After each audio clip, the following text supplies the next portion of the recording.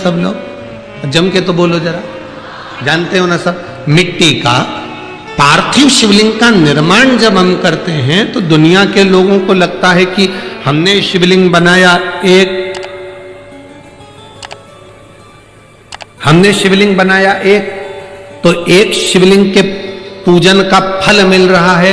ये दुनिया के लोगों को लगता है कि एक शिवलिंग के पूजन का फल मिल रहा है। पर शिव महापुराण की कथा कहती है पार्थिव शिवलिंग का निर्माण करना और उसकी पूजन करना, उसका मतलब है पार्थिव शिवलिंग को बनाने में जो मिट्टी हम एकत्रित करते हैं, उस मिट्टी में जितने जितने बारीक बारीक कण होते हैं, एक एक धूल का कण, मिट्टी का कण जितने एकत्रित होते हैं शिवलिंग को बनाने में, आप शिव जी का जब स्नान कराते हो, पूजन कराते हो, बेलपत्र चढ़ाते हो, तो जितने मिट्टी के अंदर बारीक बारीक कण होते हैं जिससे जुड़कर पार्थिव शिवलिंग का निर्माण होता है, वो 1000 करोड़ शिवलिंग की पूजन एक साथ हो जाती है। एक ही बार में उतना फल हमारे खाते में चले जाता है, उतना फल। शंभो शरणे मांगू घड़ी दुख काटो दया करी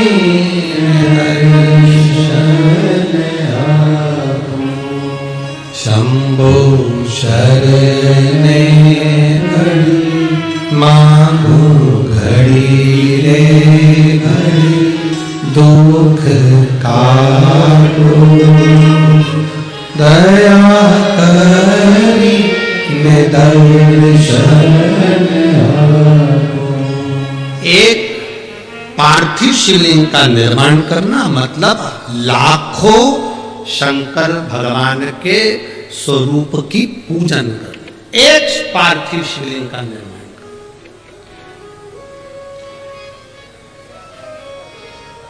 आप में से कितने लोग हैं जो महीने में, 2 महीने में, 6 महीने में एक बार पार्थिव बनाते हैं? उठाओ जरा हाथ। एक आध बार पार्थिव बनाते हो? रखो। कुछ मत करो। आज अमरावती की इस पवित्र धारा से एक संकल्प ले लो कि महीने में जो हर महीने शिवरात्रि आती है, मैं महीने की हर महीने जो शिवरात्रि आती है उस शिवरात्रि पर अपने गमले में, घर में जो मिट्टी हो, गमले में मिट्टी हो, पेड़ पौधे की जो मिट्टी हो, अपने गमले की ही मिट्टी को वहीं पर ऊपर उठाकर उसी गमले के अंदर शिवलिंग बनाकर वहीं पर पूजन कर वहीं पर उसका विसर्जन कर दूंगी। उसका भी जो पुण्य है उतना ही मिलेगा जितना पार्थिव शिवलिंग के पूजन का। कोई नियम बना लो कि 1 महीने में एक बार मुझे पार्थिव बनाना। कोई नियम बना लो मैं 3 महीने में एक बार पार्थिव बनाऊं। कोई नियम बनाओ कि मैं 6 महीने में एक बार पार्थिव बनाऊं। कोई नियम बना लो कि मैं साल भर में एक बार जो सावन के महीने में शिवरात्रि आती है, जैसा आप लोग सब ऑनलाइन बनाते ही हो, पार्थिव बनाना एक संकल्प अपने में भी।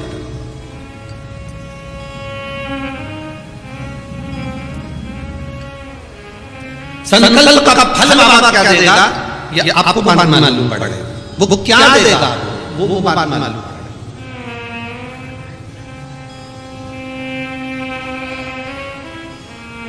और तेरी कृपा बिना न हिले एक भी लेते श्वास तेरी कृपा से तनो तनो। हे गंगाधर मुक्तिदार ओंकार तू, भोले ओंकार तू।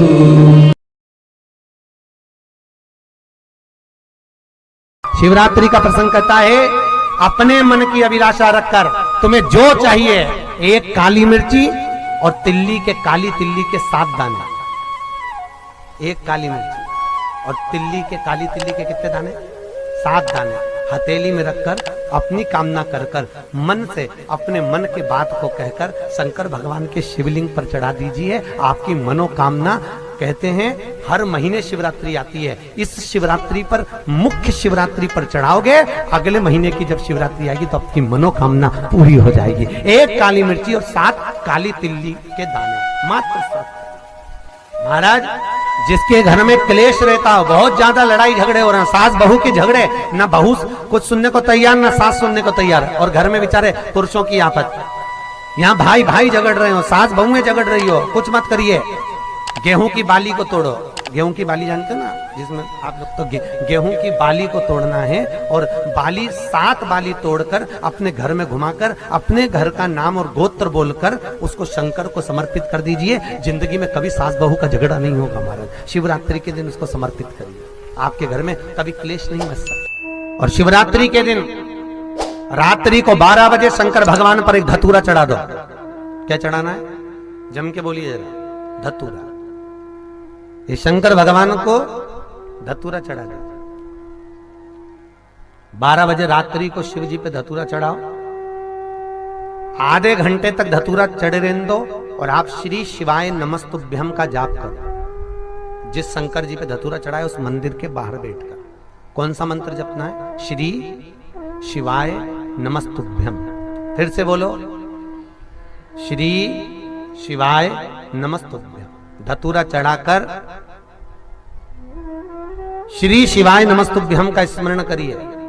और जो दुकान नहीं चलती हो, घर में लक्ष्मी नहीं टिकती हो, खेत में फसल अच्छी नहीं आती हो, संपदा नहीं आ रही हो, बस उस धतूरे को लाल वस्त्र में बांधकर अपनी दुकान में, अपने व्यापार में, अपने घर में रात को 12:30 बजे उठाकर लाओ, और 4 बजे के पहले उसको अपनी दुकान, व्यापार, व्यवसाय में उसको बांध दीजिए।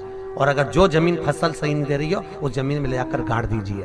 आपको जीवन में कभी तकलीफ नहीं भोगना पड़ेगी, लक्ष्मी बढ़ती चली जाएगी महाराज, संपदा बढ़ेगी।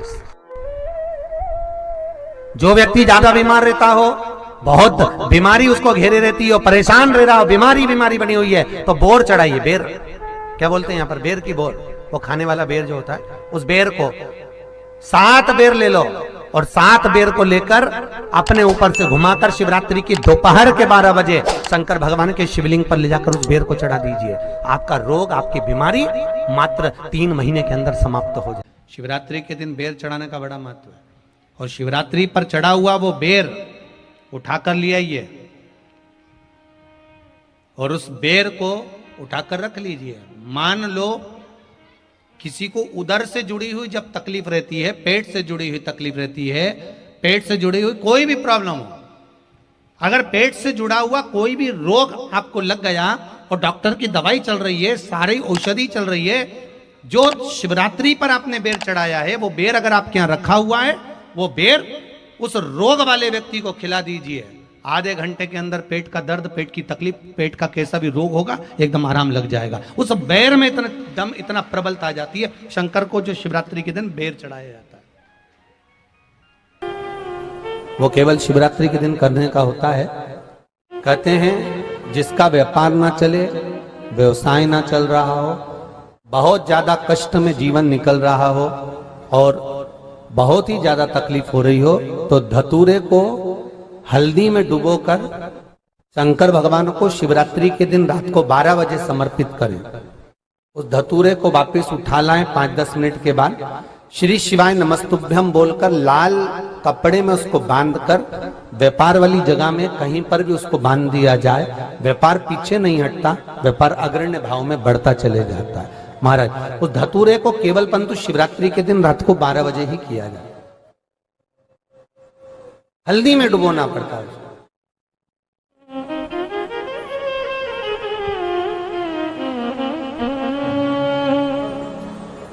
यही प्रमाण एक क्रम में और है महाराज जी। लिंग पुराण कहती है, मान लो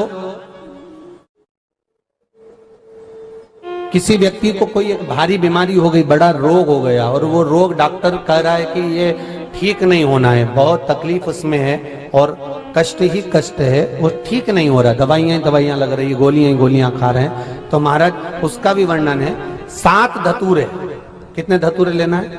7 धतूरे कोई सी भी शिवरात्रि से मतलब महीने में एक बार शिवरात्रि आती है, प्रत्येक महीने आती है। किसी भी शिवरात्रि के दिन 7 धतूरे लेकर एक धतूरे में मौली, लच्छा, नाड़ा लपेटकर चंद्रमौली भगवान का स्मरण कर उस मौली को लपेटकर 6 धतूरे में हल्दी लगाकर शंकर भगवान की जो जलाधारी है, जलाधारी में आपको पहले भी वर्णन किया है, शंकर भगवान का ये शिवलिंग है, ये जलाधारी है, ये भगवान का जल निकलने का स्रोत, चरणारविंद का भाव। शिवलिंग जहां रखा हुआ है ये पार्वती जी का हस्त कमल है, जो ये गोल भाग है ये पार्वती का हस्त कमल है, जहां शिवलिंग रखा है। जहां से जल नीचे गिरता है उसके सीधे भाग में श्री गणेश जी महाराज का स्थान है, उसके उल्टे भाग में श्री कार्तिकेय जी का स्थान है। जलाधारी के सामने एक मोटी सी लाइन होती है, कहीं सांप बना होता है, कहीं स्थान बना होता है। जो मोटी सी लाइन है ये शंकर भगवान की सबसे छोटी लड़की अशोक सुंदरी का स्थान है। जलाधारी के ऊपर जो 3 टेकी लगी है ये भृगु ऋषि का, भृंगी गण का स्थान है। इसके ऊपर जो कलश है, कलश में जो पानी भरा जाता है वो पानी जो बूंद बूंद नीचे गिरता है ये शंकर भगवान की 5 लड़कियों का स्थान है। जया, भिषहरा, सामरीबारी, धोतली और देव, ये 5 लड़कियों का स्थान है। शंकर भगवान का संपूर्ण परिवार शिवलिंग के सामने से, जहां से जल चालू होता है गिरने के लिए नीचे की ओर जब जल जाता है, उस स्थान पर भगवान शंकर के सारे गणों का स्थान है। फिर जब जल बहकर सामने की ओर जाता है, जितनी दूर तक जल जाता है उतनी दूर तक भगवान शंकर के उस जल भाग को ग्रहण करने के लिए 33 कोटि देवताओं का स्थान है। इसलिए उस जल को हम लांघते नहीं है, क्योंकि वहां 33 कोटि देवता विराजमान रहते हैं महाराज। तो जो बीमारी डॉक्टर ने बता दी और बहुत बड़ा रोग हो गया और शरीर में कष्ट है, ठीक नहीं हो रहा, चाहे लीवर से जुड़ा हो, चाहे किडनी से जुड़ा हो, चाहे कैंसर से जुड़ा हो, और मान लो शरीर में कहीं गांठ भी हो गई है और वो मिटी नहीं रही हो, तो महाराज निवेदन है 7 धतूरे, एक धतूरे पर मौली लपेटकर वो शंकर जी के शिवलिंग के ऊपर चढ़ाना। 6 धतूरे, उसमें से एक धतूरा भगवान श्री गणेश जी का स्थान, दूसरा धतूरा श्री कार्तिकेय जी का स्थान, तीसरा धतूरा अशोक सुंदरी का स्थान। महाराज शंकर भगवान की जगदम्बा जी के हस्त कमल के ऊपर एक धतूरा, एक धतूरा जहां से जल नीचे की ओर बहकर जा रहा हो, पानी जिस जगह से नीचे गिर रहा हो बिल्कुल वहीं पर एक धतूरा चढ़ा देना है। उस धतूरे को चढ़ाने के बाद वो धतूरा वापस लेकर आना है, अवधूतेश्वर महादेव का नाम लेकर या चंपेश्वर महादेव का नाम लेकर उस धतूरे को, जो बीमार व्यक्ति है उसका स्पर्श कराकर बेलपत्री के पेड़ के नीचे पटकवा देना है। महाराज धीरे धीरे रोग में आराम मिलना प्रारंभ हो जाता है, औषधियां धीरे धीरे समाप्त हो जाती हैं और व्यक्ति स्वस्थ हो जाता है। ये केवल शिवरात्रि के दिन ही होता, 12 महीने शिवरात्रि आती है, आप किसी भी शिवरात्रि को कर सकते हो, किसी भी शिवरात्रि।